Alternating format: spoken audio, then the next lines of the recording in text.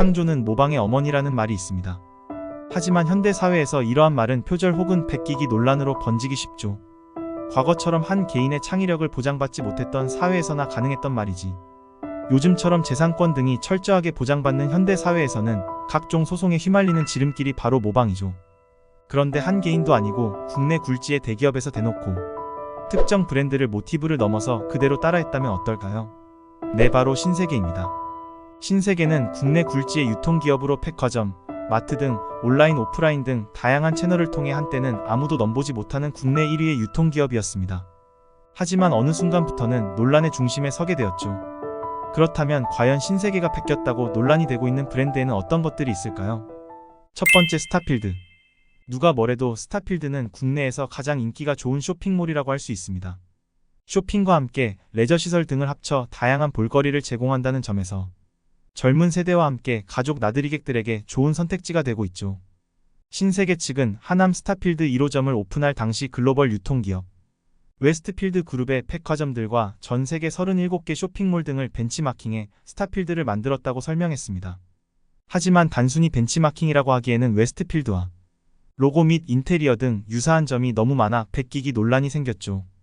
1953년 시드니를 시작으로 유럽에서 가장 큰 쇼핑몰로 런던 등을 포함해 시드니 등 호주 내에 최대 규모의 쇼핑센터를 보유하고 있는 웨스트필드는 유럽 여행의 필수 코스로 불리며 전 세계를 대상으로 영업을 하고 있는 굴지의 기업입니다.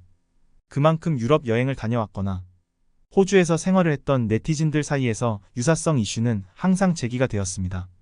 특히 스타필드와 웨스트필드의 로고의 경우에는 포토샵으로 글자만 바꾼 수준이라고 할 만큼 로고의 색상과 폰트의 유사성까지 매우 비슷한 점이 많습니다. 여기에 스타필드의 내부 인테리어 역시 웨스트필드를 연상시킬 수 있는 부분과 매장의 배치까지 거의 복부 수준이라는 평가가 있습니다.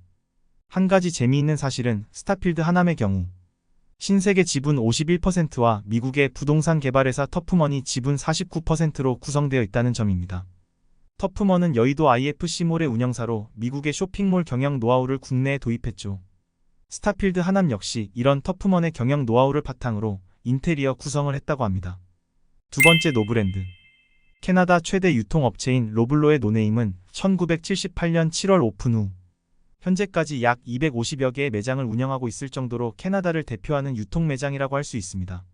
노브랜드가 이런 노네임과 표절 시비가 붙은 가장 큰 이유는 스타필드와 비슷하게 노네임과 노브랜드라는 이름의 유사성이 있습니다. 여기에 노란색 역시 노브랜드가 노네임을 표절했다는 이유로 알려져 있습니다. 이에 대해 신세계 측은 평소에도 정용진 부회장이 로블로의 선진 유통체인에 대해서 자주 소개를 했으며 노브랜드 출시 전 노네임을 벤치마킹했다고 주장했습니다.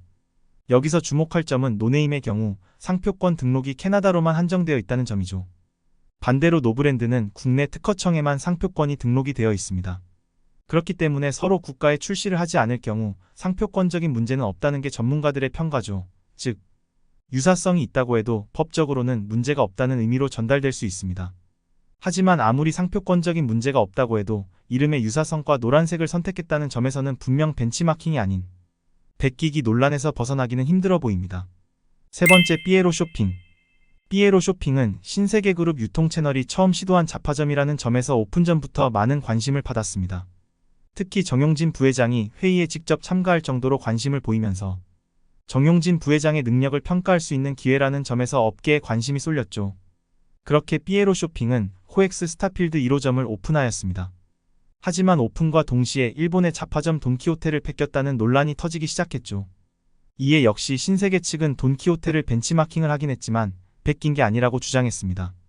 하지만 삐에로 쇼핑을 방문했던 고객들은 상품의 진열과 구성 등이 일본의 돈키호테와 매우 닮았다는 점을 지적했죠. 결국 삐에로 쇼핑은 매출 부진과 소비자들의 외면을 받으며 사업에서 완전 철수를 하였고 정용진 부회장의 실패작으로 남게 되었습니다.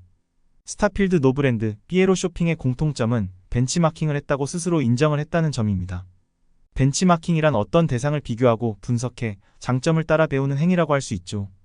즉, 1등의 공부 비법을 배운 뒤 그대로 공부하는 방법이 바로 벤치마킹입니다. 하지만 스타필드, 노브랜드, 삐에로 쇼핑은 이러한 벤치마킹이라는 관점에서 봤을 때 벤치마킹보다는 그대로 모든 걸 가져왔다라고 보는 게 어떻게 보면 더 맞다고 할 수 있습니다. 창조와 모방이 종이 한 장 차이라고 할 때 그 종이 한 장의 차이가 원조와 짝퉁을 결정짓는 차이라고 할 수 있습니다. 과연 여러분들이 보시기에 어떤 생각이 드는지 궁금해집니다. 오늘 영상은 여기까지이며 시청해주셔서 감사합니다.